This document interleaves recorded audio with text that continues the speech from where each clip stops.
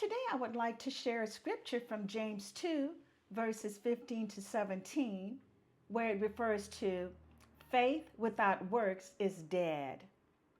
We are encouraged to show our faith by our works.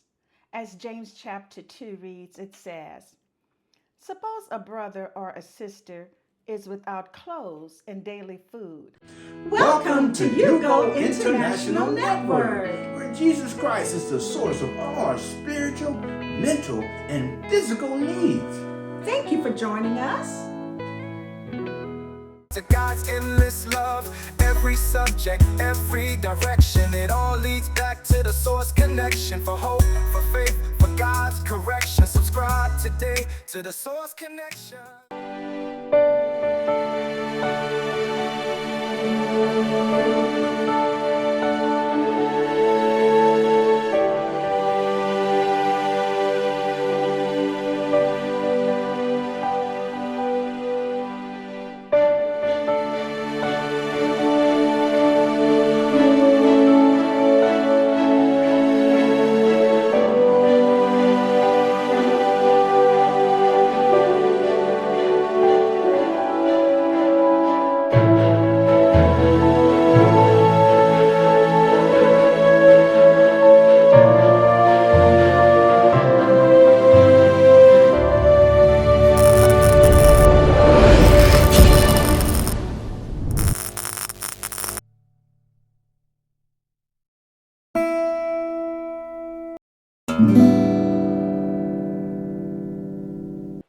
Good morning, everyone. Welcome and thank you for subscribing to the Source Connection, where Jesus is the source for all of our mental, physical, and spiritual needs. Today, I would like to share a scripture from James 2, verses 15 to 17, where it refers to faith without works is dead. We are encouraged to show our faith by our works. As James chapter 2 reads, it says, suppose a brother or a sister is without clothes and daily food.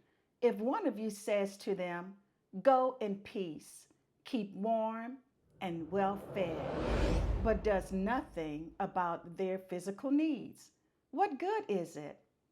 In the same way, faith is by itself, it is not accomplished by action, it is dead. I have a testimony I would like to share with you on this topic. It's when I was on my way to my favorite resale store. As I was driving, I was just singing some spiritual songs, and then all of a sudden I saw to the left side on the sidewalk was a young lady and a little girl. And for some reason, my eyes focused on the little girl's coat, the condition it was in. It was worn and it was very, very soiled. And then I thought about it. I said, the little girl looks like she needs a new coat. Maybe I can buy her a coat.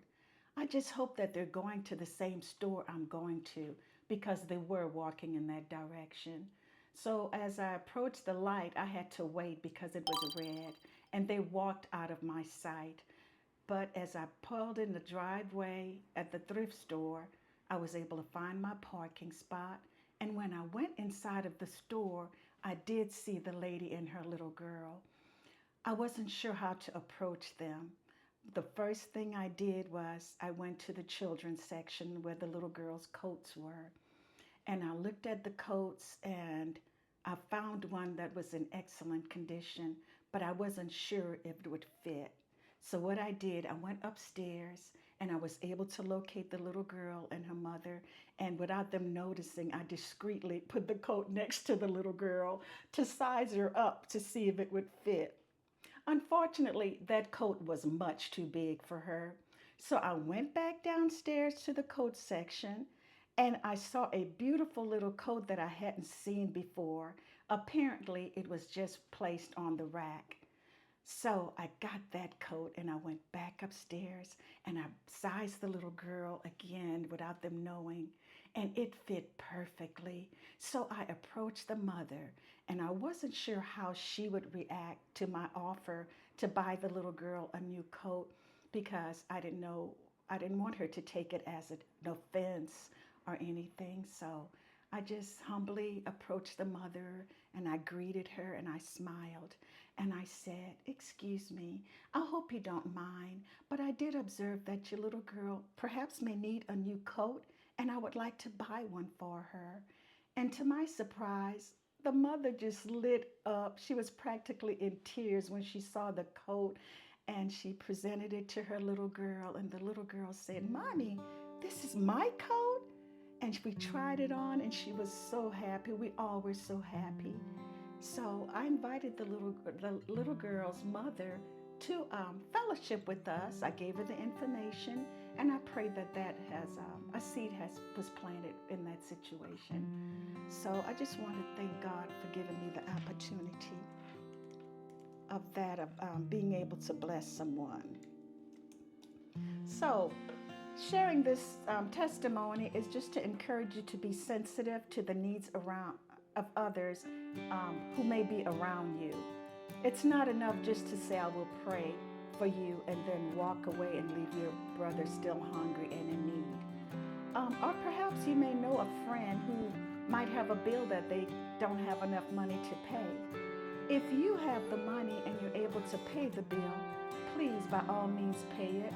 Just make sure that it is that particular bill that you are paying, to make sure that the money is going to benefit the individual. Philippians 2:1-4, it reads, "Therefore, if you have any encouragement from being united with Christ, if any comfort from his love, if any common sharing in the Spirit, if any tenderness and compassion, then make your joy complete by being like-minded, having the same love, being one in spirit and one in mind. Do nothing out of selfish ambition or vain conceit. Rather, in humility, value others above yourself, not looking to your own interests, but each of you to the interests of the others." So we need to get back to helping each other to build back our communities. By helping our neighbors, by helping one another, we won't have to depend on the government to take care of our needs. Especially today, since many agencies are being cut back. What is the results of that? A decline in public resource assistance. So it is time for people to come together and begin to help each other in the community. Where did our community go? It is time to rebuild our community, one person at a time. By coming together in unity and humility and trusting God, we are equipped to sustain ourselves. And another scripture I'd like to share with you is at Philippians 4:19, and it reads, "And may God will meet all your needs according to the riches of his glory in Christ Jesus." So if we all demonstrate our faith by living in agreement with God's purpose, our obedience can yield comfort to God's children and all those who are in need. So instead of having a lack of faith by not availing yourself to tend to and care for the needs of others, we all should be encouraged to actively seek ways to demonstrate our faith by the way we tend to the needs of our neighbors. By allowing God to use you in this ministry, what you do is a reflection of what we believe. It is a reflection of our faith and the level of our faith. In conclusion, we may show everyone our faith by our works. I hope this testimony and these scriptures will encourage you to show your faith by your works with a sincere heart. I'd like to thank you for watching our channel, and until we meet again, please remember to like, share, comment, subscribe, and last but not least, stay connected to the source where Jesus is all things. Thank you.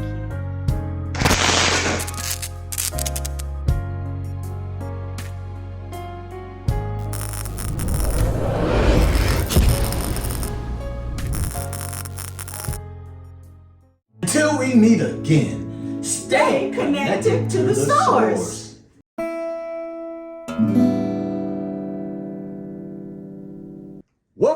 to the Source Connection, where Jesus Christ is the source of all your spiritual and physical and mental needs. Well, today I want to present to you a book. Yes, my book. Yes, I'm an author. And yes, my amazing wife is the co-author of Victorious Change. Yes, my wife Vallery helped me to write this book. My story became our story. 35 years of drug addiction, sleeping on the streets, sleeping behind dumpsters, and today we are happily married. It's been 8 years, and this book of Victorious Change talks about the victories in our life, talks about how we surrendered to God, and today the blessings of the Lord has chased us down and overtaken us. I tell you, and I'm going to tell you, and I'm going to keep telling you, you have to have this book, Victorious Change. It will change your life.